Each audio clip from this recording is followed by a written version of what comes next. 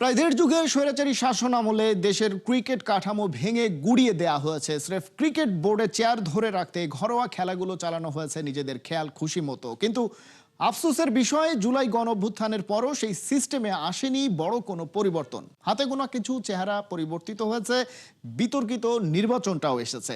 আর সেখানে নগ্নভাবে হস্তক্ষেপের অভিযোগ উঠেছে অন্তর্বর্তী সরকারের ক্রীড়া উপদেষ্টারও। বিএনপি সরকারের অধীনে যুব ও ক্রীড়া মন্ত্রণালয়ের দায়িত্ব পাওয়া আমিনুল হকও চলতে চাইছেন আইনের পথে। রিপোর্টে বিস্তারিত। ক্রিকেট বোর্ডের নির্বাচন নিয়ে আমি বিগত সময় বলেছি, এখনো বলছি যে অনেক প্রশ্নবিদ্ধ একটি নির্বাচন হয়েছে। বাট যেহেতু এখন একটি দায়িত্বশীল জায়গায় রয়েছি, আমি তাদের সাথে বসে আলোচনার মাধ্যমে এবং আমার যারা ক্রীড়া সাংবাদিক আছেন আপনাদের মাধ্যমে বসে এটাকে কি করণীয় যায়, কিভাবে এটাকে আমরা উতরিয়ে ভালো একটি পর্যায়ে যেতে পারি। কারণ আপনার আমার সবার উদ্দেশ্য কিন্তু একটাই, সেটা হচ্ছে ভালোর দিকে যাওয়া। মাঠ আর রাজপথের মানুষ আমিনুল যখন ক্রীড়া প্রতিমন্ত্রীর চেয়ারে বসলেন, তখনও তার কথার নড়চড় হচ্ছে না কোনো। আগেও যা বলেছেন এখনো তাই। বিসিবির গেল ইলেকশনটা হয়েছে বিতর্কিত, কিন্তু এই কথার পেছনের গল্পটা কি, চলুন দেখে আসি এবারে।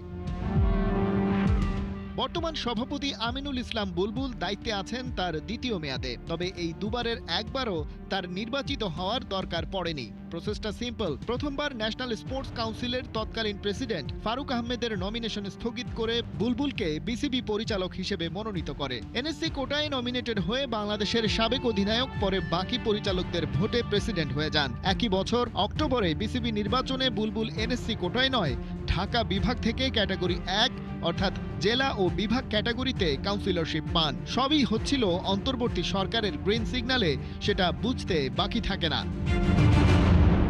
তবে ঝামেলা হয় কেবল বুলবুল নন, পুরো বিসিবি নির্বাচনকে ঘিরেই ওঠে মেকানিজমের অভিযোগ। কে কাউন্সিলর হবে আর কে হবে না, হলেও সেটা কিসের ভিত্তিতে, প্রসেসটাই বা কি, সেটা বুঝে ওঠাই যেন বেশ মুশকিলের কাজ। নির্বাচন ইস্যু গড়ায় আদালত পর্যন্ত, তবে রিট পাল্টা রিটে শেষ পর্যন্ত সেই নির্বাচন আর থামানো যায়নি। ভোটের আগেই ঘোষণা দিয়ে বাংলাদেশ দলের আরেক সাবেক অধিনায়ক তামিম ইকবাল খান সরে যান নির্বাচন থেকে।